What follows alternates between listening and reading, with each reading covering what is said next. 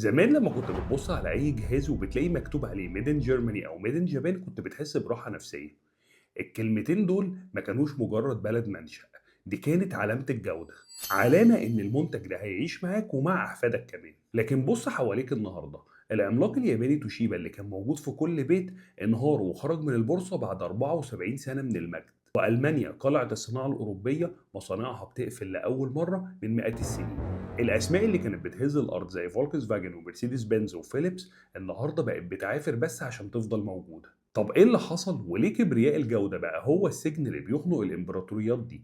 وإزاي الصين اللي كنا بنتريق على منتجاتها بكلمة صيني بقت هي اللي بتملك مفاتيح المستقبل، هي اللي راكبة فوق الكل بالأرقام والواقع. جهز قهوتك عشان المرة دي الكلام تقيل ودسم وبره المنهج. وعشان نفهم حجم الكارثة لازم نبص على توشيبا. توشيبا ما كانتش مجرد شركة، توشيبا كانت إمبراطورية كبيرة. أول ناس عملوا اللابتوب والفلاش ميموري في العالم. الشرخ بدأ بالمؤامرة النووية. توشيبا اشترت شركة ويستنج هاوس النووية بقيمة 5.4 مليار دولار، وده كان ضعف ثمنها. وسنة 2011 حصلت كارثة فوكوشيما، زلزال وتسونامي مرعب ضرب اليابان كلها، دمر محطة طاقة نووية وتسبب في انصهار مفاعلات نووية، وبقت كارثة بيئية هي الأكبر بعد تشيرنوبل. وهنا العالم كله خاف وألمانيا قفلت مفاعلاتها والطلب على الطاقة النووية انهار. وتوشيبا بدل ما تقبل الخسارة وتنسحب غرزت أكتر وفضلت تخبي خسائرها وتصرف من دم قلبها على تكنولوجيا ميتة. الصدمة إن سنة 2015 العالم اكتشف إن مديرين توشيبا نفخوا أرباح الشركة بشكل وهمي ب 1.2 مليار دولار في خلال 7 سنين. ليه؟ عشان الثقافة اليابانية بتعتبر الفشل عار، ففضلوا يداروا العار بالكذب لحد ما ديون الشركة وصلت ل 15 مليار دولار، واضطروا يبيعوا أهم قطاع في الشركة اللي هو المايكرو شيبس عشان بس يسددوا ديونهم. ومش بس توشيبا، بص على باناسونيك الشركة اللي كانت رقم واحد في العالم في التلفزيونات. باناسونيك خسرت 10 مليار دولار في سنة واحدة سنة 2012. ليه؟ لأنها راهنت بكل ثروتها على تكنولوجيا شاشات البلازما ورفضت تعترف إن العالم كله راح للليد.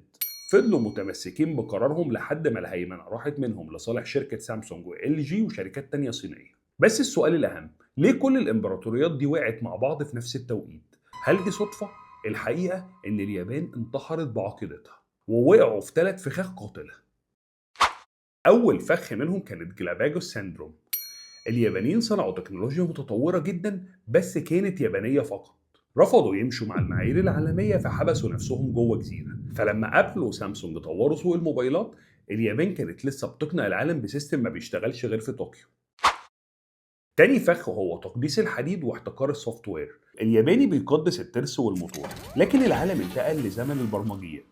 العربية والموبايل بقى سوفت وير جوه حديدة، واليابان فضلت تطور في الحديدة لكن الناس كانت عايزة الابليكيشن.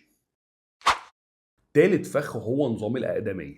قرارات الشركات في اليابان غالبا بياخدها مديرين أعمارهم فوق ال70 سنة. تخيل إن اليابان اللي بنشوفها كوكب تاني لسه شركاتهم بتستخدم الفاكس والختم الخشبي اليدوي في مراسلاتهم اليومية لحد النهاردة. الشيخوخة ما كانتش في سن السكان بس، دي كانت في عقلية الإدارة. إنما في أوروبا الوضع مختلف، أوروبا ما كبرتش في السن بس، أوروبا اتحولت لمتحف كبير محكوم بمكتب محاماة. عارف ليه مفيش شركة تكنولوجيا أوروبية واحدة قدرت تقف قدام جوجل أو أبل؟ لأن أوروبا اختارت تكون المنظم مش المخترع. هم بارعين جدا في كتابة قوانين الخصوصية والذكاء الاصطناعي وتغريم الشركات، بس فاشلين جدا في خلق البيئة اللي بتطلع شركات عالمية. ولو بصيت على الانهيارات اللي بتحصل دلوقتي هتلاقيها إنها فعلا تخوف. فولكس فاجن اللي كانت رمز للقوة الألمانية النهاردة بتفكر تقفل كتير من مصانعها في ألمانيا لأول مرة في تاريخها. ومرسيدس بنز اللي كانت بتعتبر علامة الرفاهية النهاردة بتستخدم بطاريات وتكنولوجيا صينية عشان بس تلحق سباق العربيات الكهرباء. وشركة فيليبس العملاق الهولندي اللي كان موجود في كل بيت النهارده اتباعت لشركات صينيه عشان تهرب من الافلاس. ولاند روفر علامه الفخامه البريطانيه انتهى بيها الحال انها بقت مملوكه لشركه تاتا الهنديه، وغيرهم من آلاف الشركات الأوروبية اللي سواء قفلت أو اتباعت لشركات من شرق آسيا. ليه؟ لأن أوروبا انتحرت بالرفاهية والبيروقراطية. حطوا قوانين بيئية قاسية جدا خلت الطاقة أغلى ب4 أضعاف من الصين وأمريكا، فالمصانع هربت وأوروبا غرقت في غرور التاريخ وافتكرت إن شعارات زي مرسيدس وفولكس فاجن وفيليبس هتحميها للأبد. في الوقت اللي اليابان كانت بتداري فيه خسائرها وأوروبا بتكتب القوانين، الصين كانت بتبني وحش ملوش قلب. الصين عملت أذكى استراتيجية في تاريخ البشرية، سيطرت على المنابع قبل المصانع. قبل ما الصين تصنع أول بطارية اشترت مناجم الليثيوم والكوبالت في أفريقيا وأستراليا، والنهاردة الصين بتسيطر على 80% من سلاسل إمداد البطاريات في العالم. لو الصين قفلت الحنفية، مصانع تسلا وأبل هتقفل في أسبوع واحد بس. تاني حاجة إن الصين عندها سرعة مرعبة، الفكرة ممكن تتحول لمنتج في 3 شهور بس، عكس ألمانيا اللي ممكن تاخد سنتين عشان تطلع بس الموافقات من البيئة والنقابات.